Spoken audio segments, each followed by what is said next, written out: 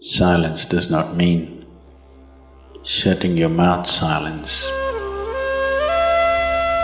What is being referred to as silence or nishabd? One cannot do this. One can become this. See if you can articulate the same things that you're saying with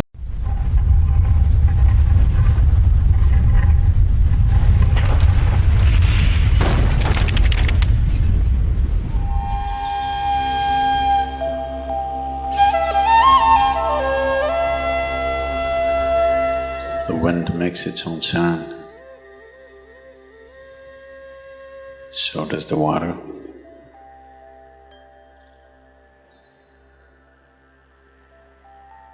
So does the earth. In fact, so does the sky. All the celestial objects are making their own sounds. There are sounds of pain, sounds of pleasure, sounds of misery, sounds of joy. For everything there is a sound. In human life, it's very true. Sounds of life, and there are sounds of death, and there are even sounds of silence.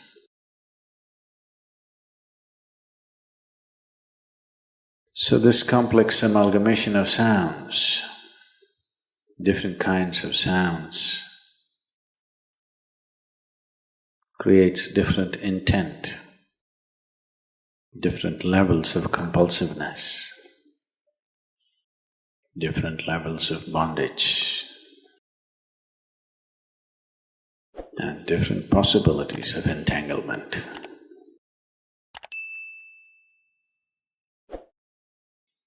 In all this,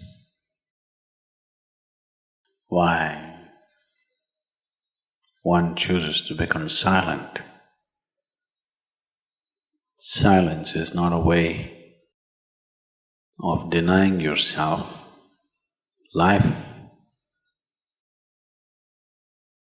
It is not even about denying yourself articulation. Silence is about moving from compulsiveness to consciousness. All sounds represent different forms and different dimensions of compulsiveness. When one chooses to become conscious, not be entangled in the compulsive nature of the existence, he naturally chooses to become silent. Silence does not mean shutting your mouth silence, plugging your ears silence. You can sing in silence, you can dance in silence, you can even speak in silence, you can even scream in silence. You don't try.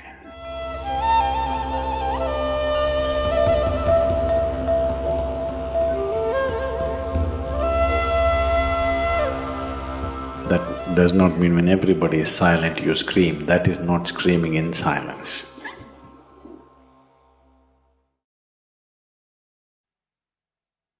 Because sound is of the surface, silence is of the core.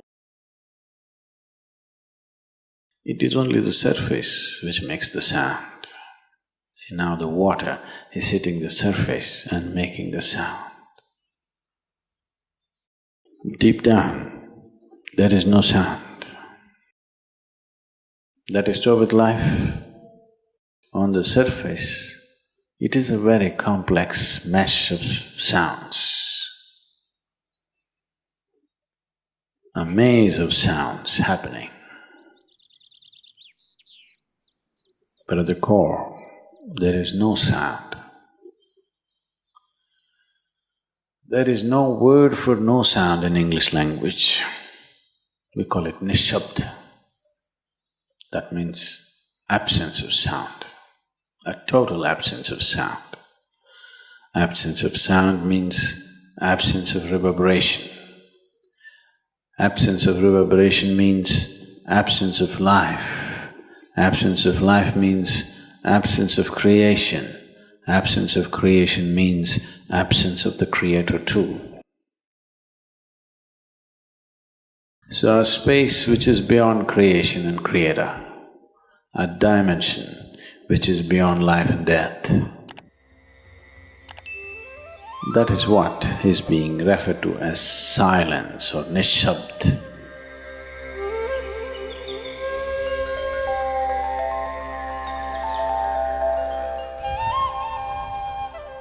One cannot do this. One can become this. Commonly, there are two words employed to describe this. One is maun, that means you're practicing silence, you're not silent. You shut your mouth and you're remaining in maun. This is not nishabd. Maun means you're practicing silence. If you're practicing something, obviously you're not that. Are you life or are you practicing life? I'm asking you. Are you life or are you practicing life? Practicing life? No, your life. Maybe not very well practiced, but your life. Similarly, there is a difference between practicing silence and becoming silence. Practicing silence starts as a certain restriction, but slowly, as one practices silence, one can possibly become silent. One can become silent in intense activity, but nobody can keep up intense activity forever. Moments of intense activity are only moments, nobody can sustain it. You'll expend yourself. Only if you can achieve it in inactivity, it is sustainable. If something is possible only in intense activity, it is never sustainable. In a very intense and ecstatic moment of singing, somebody may become or taste a moment of silence. But how long can you keep it up? Your throat will tear and your neighbors may kill you. Possible. So this possibility of coming to silence or becoming silent also means to become still, to become utterly still. Stillness can be achieved in so many ways. If you watch a snake, he's still. If you watch a tiger which is on a hunt, absolutely still, charged but still. These are all different dimensions of stillness practiced for survival. If a snake moves too often, he'll get killed. If a tiger does not know how to be still, he'll never get his food. These are all acts of survival. A human being, for survival, he has to be active.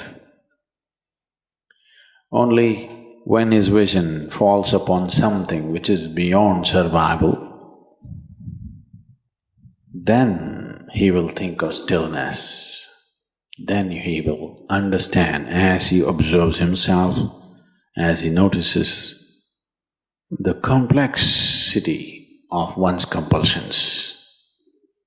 He understands the only way to solve it is to become still. to train this body, to train this mind, to become still.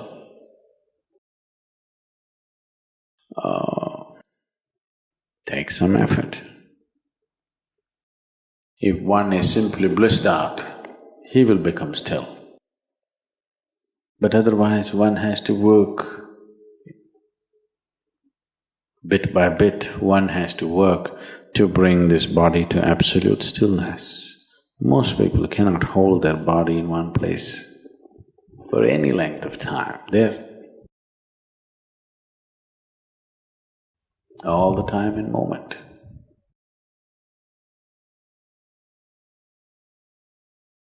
As it is said, a man is ill only because he does not know how to be still. Because in stillness, you're in touch with a dimension way beyond creation. Once one is in touch with that, there is no such thing as illness. If I sit here and the body rots and falls down, still there is no illness, it's just there. Because in fact, when one becomes utterly still, he may not be able to hold on to the body unless he learns the tricks, the mechanism of the body. So why should I become still? Will I lose my body? Anyway, you will lose your body.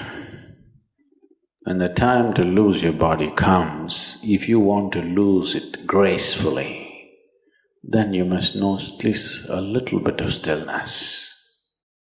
If you want to put your body down like you can put this piece of cloth down, with the same ease, with the same gracefulness, then you need to have some stillness in you.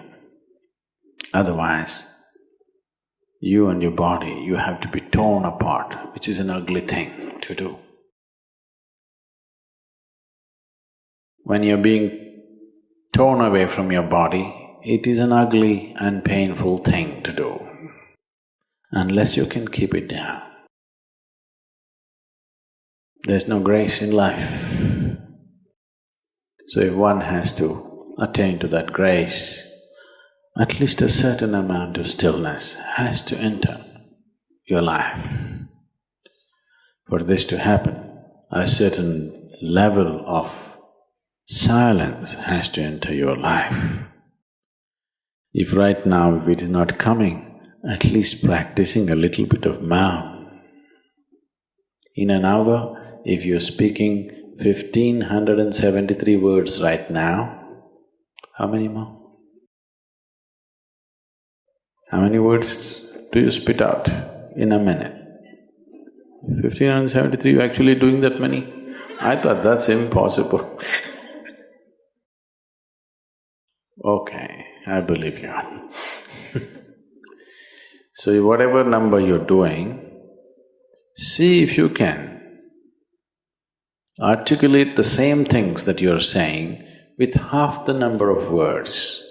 Suddenly you will become extremely conscious of everything. Right now, our oral diarrhea is happening. If you're doing 1573, it's diarrhea, okay. Now, if you have to hold back half the words and still say the same things, now you have to be very conscious, otherwise you cannot say it. Just try this and see. Tomorrow, one day. In an hour, normally what number of words you utter, make it half. Don't curtail your activity, still say the same things. But with half the words, how wonderful the whole world will feel, you know.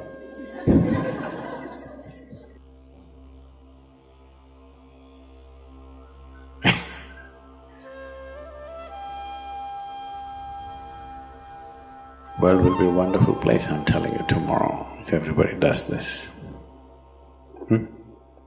Many marriages will be saved.